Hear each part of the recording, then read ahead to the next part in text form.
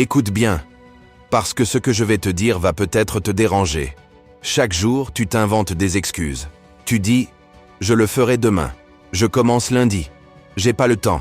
J'ai besoin d'être motivé d'abord. » Et devine quoi? Demain, lundi, la motivation, ça n'existe pas.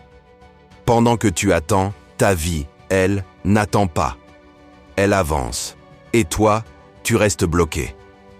La procrastination, c'est pas un petit défaut mignon. C'est un poison silencieux. C'est un voleur de rêves. Et le pire, c'est que tu es complice. Tu l'invites chaque jour. Tu lui offres un fauteuil dans ton esprit et tu lui dis « Installe-toi, détruis mes projets, gaspille mon temps. » Et tu sais ce qu'il fait? Il obéit. La vérité, c'est que la majorité des gens ne sont pas victimes de la vie. Ils sont victimes de leur propre paresse déguisée en confort. Ils veulent réussir, mais sans payer le prix. Ils veulent avancer, mais sans marcher. Alors laisse-moi te poser une question simple. Est-ce que tu veux continuer à être l'esclave de la procrastination ou est-ce que tu veux enfin prendre le contrôle de ta vie? Parce que crois-moi, chaque minute que tu perds ne revient jamais. Le temps est la seule monnaie que tu ne peux pas rembourser. Et si tu continues comme ça, un jour tu regarderas en arrière et tu réaliseras que tu as gaspillé ta chance. Et attends, parce que le pire c'est que la procrastination ce n'est pas seulement remettre les choses à plus tard, c'est s'entraîner à l'échec. C'est programmer ton cerveau à croire que ta parole ne vaut rien. Chaque fois que tu dis « je le ferai demain » et que tu ne le fais pas, tu t'enseignes à toi-même que tu ne peux pas te faire confiance. Tu détruis ton intégrité intérieure. Tu affaiblis ta discipline. Et sans discipline, tu n'es rien. Tu veux savoir pourquoi la majorité échoue à s'en libérer? Parce qu'ils attendent un miracle. Ils pensent qu'un matin, ils vont se réveiller motivés, inspirés, prêts à changer. Mauvaise nouvelle. Ce jour ne viendra pas. La motivation, c'est une émotion. Elle va et vient. Si tu comptes dessus, tu es déjà condamné. Les gens échouent parce qu'ils confondent discipline et motivation. La motivation, c'est un feu d'artifice. Beau, mais ça s'éteint vite. La discipline, c'est le soleil. Il revient tous les jours, que tu aies envie ou non. Écoute cette punchline. Celui qui attend la motivation est l'élève. Celui qui agit sans motivation est le maître. Laisse-moi te raconter une histoire. Il y a quelques années, un étudiant en médecine que je connais avait un rêve, devenir chirurgien. Intelligent, passionné, mais avec un défaut. Il procrastinait tout. Il remettait toujours ses révisions. Résultat, échec aux premiers examens.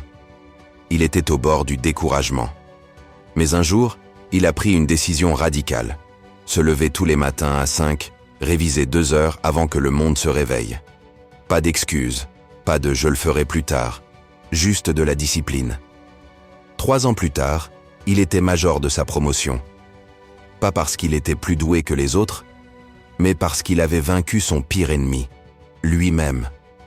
Moralité, le succès n'appartient pas aux plus talentueux, il appartient aux plus disciplinés.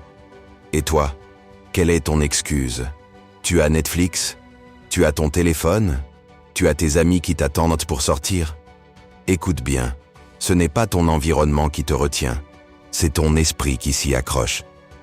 Tu penses que tu as besoin d'un plan parfait pour agir? Faux. Tu as besoin d'action, même imparfaite. Tu crois que tu dois attendre le bon moment? Faux. Le bon moment, c'est maintenant. Tu crois que tu dois être motivé? Faux. Tu dois être discipliné. Alors comment on fait, concrètement, pour arrêter la procrastination? Je vais te donner 4 clés simples mais puissantes. 1. Crée de la clarté. La plupart des gens procrastinent parce qu'ils ne savent pas ce qu'ils veulent vraiment. Tu ne peux pas avancer si tu n'as pas de direction. Alors note clairement tes objectifs. Pas « je veux réussir », mais « je veux lancer mon business en 3 mois ». Je veux perdre 5 kilos en 2 mois. Je veux lire 10 livres d'ici la fin de l'année. La précision tue la procrastination. 2. Fractionne tes actions. Tu repousses parce que tu vois une montagne. Alors découpe-la en cailloux. Ne dis pas « je dois écrire un livre ». Dis « j'écris une page aujourd'hui ». Ne dis pas « je dois courir 10 km ». Dis « je cours 5 minutes ». Parce que 5 minutes, ton cerveau ne peut pas refuser. Et quand tu commences, tu continues. 3. Construis un environnement qui travaille pour toi. Si ton bureau est rempli de distractions, si ton téléphone vibre toutes les 2 minutes, tu perdras. Ton environnement est plus fort que ta volonté. Change ton environnement et tu changes ton comportement. Comme le disait James Clear dans Atomic Habits, tu n'as pas besoin de motivation si tu rends la bonne habitude inévitable. 4. Apprends à agir malgré la peur et l'inconfort. Parce que soyons honnêtes, tu procrastines souvent non pas par paresse mais par peur. Peur d'échouer, peur de ne pas être parfait, peur du regard des autres. La procrastination, c'est juste ton cerveau qui essaie de t'éviter la douleur. Mais rappelle-toi, la douleur de la discipline pèse des grammes, la douleur du regret pèse des tonnes. Reste bien jusqu'à la fin, parce que la clé que je vais te donner maintenant peut vraiment changer ta vie. La clé, c'est de faire un pacte avec toi-même, ne jamais négocier avec ta faiblesse.